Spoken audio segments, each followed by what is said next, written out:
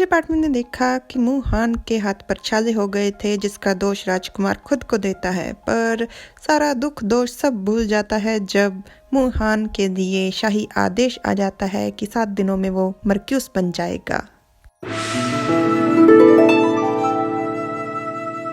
Hello everyone, मैं तुम्हारा हूँ पार्ट 107। राजकुमार का बड़ा भाई उनसे मिलने आता है। चेंगवांग महल के सामने वाले हाल में बैठ वो लोग चाय नाश्ते के साथ बातें कर रहे थे। राजकुमार का भाई कहता है, कुछ दिनों में रस्म होने वाली है। मैंने सोंगेन की दक्षिण पश्चिम में बदली करवाने की सारी तैयारी कर दी है। राजकुमार थोड़ा अफसोस में कहता है, खैर हमने उसके खिलाफ इस्तेमाल करने के लिए उसकी बहुत सारी जानकारी निकाल ली है, पर इन गुजरे हुए सालों में उसने हमारे लिए कितना कुछ किया है, कहीं हम उसके साथ कुछ ज्यादा तो नहीं कर रहे। राजकुमार का भाई मुहान की तरफ एक कागज करते हुए कहता है, सोंगेन ने मुझे ये दिया है। उसकी बस एक ही विनती है कि उसे अपनी बेटी अपने साथ ले जाने की अनुमति मिल जाए। मुहान कागज पढ़ते हुए कहता है, इसमें तो बहुत सारे अधिकारियों के गुनाहों के सबूत हैं। अगर हम ये सारे सबूत पेश कर दें तो हम बहुत सारे लोगों को उनके पद से हटा सकते हैं। जब भी बात सोंगेन की बेटी पर आती है तो सच में सोंगेन का कोई जवाब नहीं होता। राजकुमार मन में कहता है, जुनकिंग बस अपने बारे में सोच रहा है, और मुहान का हाथ पकड़ उससे कहता है, बस वो बिगड़ी हुई थी, इस कारण चीजें आज इस मोड़ पर आ पहुंची। मुहान हंसते हुए कहता है, मैं ठीक हूँ। इतने दिनों के बाद स्वागत है शाओ हुआंग। इतने दिन हो गए फिर भी तुम्हारी नींद नहीं पूरी हुई। शाओ हुआंग जाकर मुहान के पास बैठ जाता है। मुहान उसके सर को सहलाता है और राजकुमार का बड़ा भाई कहता है, तो ये है वो बाघ जिसे तुम पाल रही हो, ये तो काफी तंदुरुस्त और ताकतवर है। मुहान सूखा मीट देते हुए कहता है, भाई आप इसे खिलाना चाहेंगे? राजकुमार का भाई मीट पकड़कर विचार कर ही रहा था कि एकदम से वो हैरान हो जाता है जब शाओ जुआन उछल उछल कर उसकी गोद में आने की कोशिश कर रहा था, उसके हाथ से मीट देने की कोशिश कर रहा था, तो वो उसके सामने मीट कर देता है और शाओ जुआन खुशी खुशी खाना शुरू कर देता है। राजकुमार कहता है, भाई आपको बहुत अच्छा लगेगा जब आप इसे छुएंगे। राजकुमार का भाई कभी राजकुमार की तरफ, कभी शाओ जुआन की तरफ, कभी राजकुमार की तरफ, कभी शाओ जुआन की तरफ, और शाओ जुआन भी बराबर उसके साथ इधर उधर घूमता है। राजकुमार का भाई शाओ जुआन की तरफ देखता है और शाओ जुआन खाना मिलने के बाद बहुत ही खुश था, उसकी आंखें जगमगा रही थी। तो राजकुमार का भाई उसके माथे को छूता है और उसका अंतर मन प्रफुल्लित हो जाता है और वो मन में एक ही बात कहता है, बहुत कोमल। वाओ!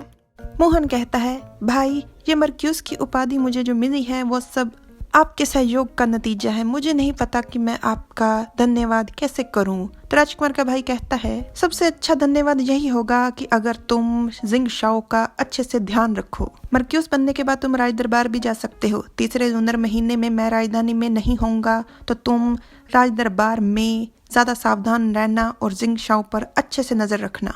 मोहन कहता है, आप चिंता मत कीजिए भाई, और शाओ हुआंग राजकुमार के भाई के साथ बहुत ज्यादा खुश है। राजकुमार मन में कहता है, मुझे ऐसा क्यों महसूस हो रहा है कि भाई किसी को एक बच्चे का ध्यान रखने के लिए कह रही हैं।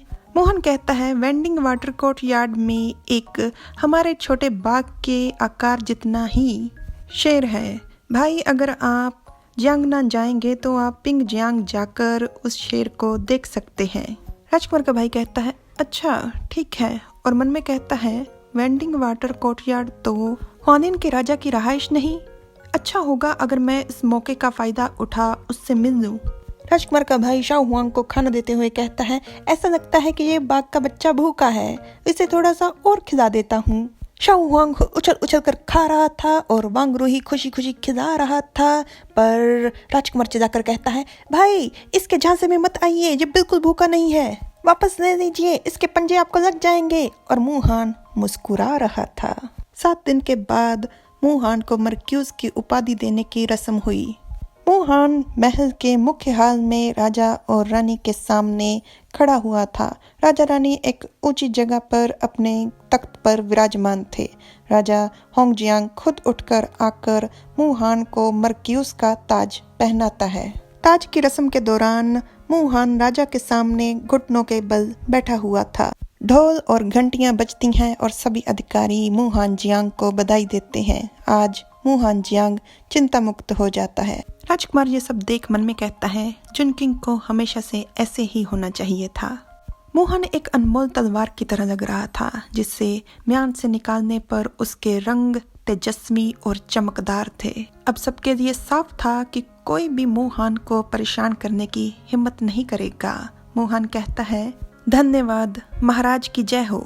दूसरे लूनर महीने की 7 तारीख को वसंत त्योहार के आगमन पर राजधानी के सभी विद्यालय और भोजनालय भरे हुए थे उन लोगों से जो प्रतियोगिता में हिस्सा लेने के लिए आए थे। उनमें से कुछ जाओजिन के भोजनालय हुआलिन में बैठे हुए बातें कर रहे थे। राज परिवार का एक रिश्तेदार मर्क्यूस बन गया है, जिसके लिए कम से कम 10 सालों की जीत तोड़ पढ़ाई करनी पड़ती है।